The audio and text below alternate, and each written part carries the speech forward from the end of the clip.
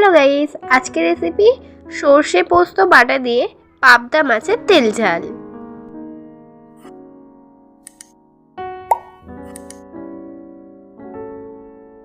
আমি পাবদা মাছগুলো আগে থেকে ভালোভাবে ধুয়ে পরিষ্কার করে রেখে দিয়েছি। এবার তেল দিয়ে দিলাম কড়াইতে। তেলটা গরম হওয়ার জন্য আমি ওয়েট করব। অবশ্যই এটা লো ফ্লেমে করবেন। আর অন্যদিকে আমি পাবদা মাছগুলোর গায়েতে হলুদ আর নুন মাখিয়ে নেব হাতের সাহায্যে। ভালো করে অবশ্য মাখাতে হবে।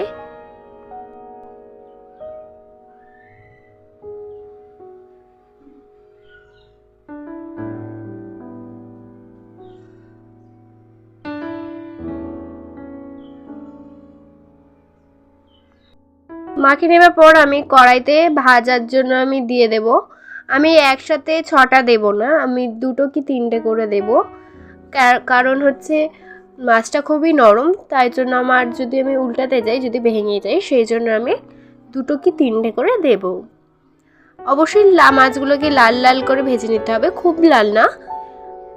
দেখুন এরকমভাবে ভেজে নেবেন এবং ওই তেলে দিয়ে দেবেন কেটে রাখা টমেটো। আপনারা চাইলে টমেটোটা মিক্সিতে বা শিলনোড়ায় বেটেও নিতে পারেন। আমি কেটে রেখেছি। আচ্ছা, আমি এখানে দিয়ে দিয়েছি লবণ, টমেটোতে দিয়েছি হলুদ গুঁড়ো, দিয়েছি লঙ্কার গুঁড়ো। এবার এই সবগুলো একসাথে ভালো করে মিশিয়ে নিয়ে আমি টমেটোটাকে খুন্তির সাহায্যে ভালো করে গেলে নেব। গেলে নেবার পর আমি সামান্য পরিমাণে দিয়ে দেব চিনি, খুব বেশি না, অল্পই দিয়ে ভালো করে যেন টমেটোটা যেন না বোঝা যায়, সেভাবেই আমি কিন্তু খুন্তির সাহায্যে গালিয়ে নেব।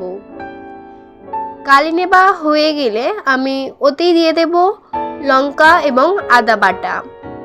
লঙ্কা আদা বাটাটা দিয়ে ভালো করে আবার মিশিয়ে নেব টমেটোটার সাথে। মেশানো হয়ে গেলে আমি তারপরে দিয়ে দেব সর্ষে এবং পোস্ত যে বেটে রেখেছিলাম সেটাও দিয়ে দেব। এবার এই সব উপকরণ একসাথে মিশিয়ে ভালো করে আমি খুন্তির সাহায্যে মিশিয়ে নেব। দেখুন একটু একটু লাল লাল হয়ে গেলে আমি জল ঢেলে মাছগুলোকে দিয়ে দেব। মাছগুলি 4 থেকে 5 মিনিট লো ফ্লেমে ফুটিয়ে নেবেন, যাতে মাছের গায়ে ঝালটা ঢোকে। রেডি হয়ে গেছে আমার পাবদা মাছের সর্ষে পোস্ত বাটা দিয়ে তেল ঝাল। এবার গরম গরম ভাতের সাথে পরিবেশন করুন। ধন্যবাদ।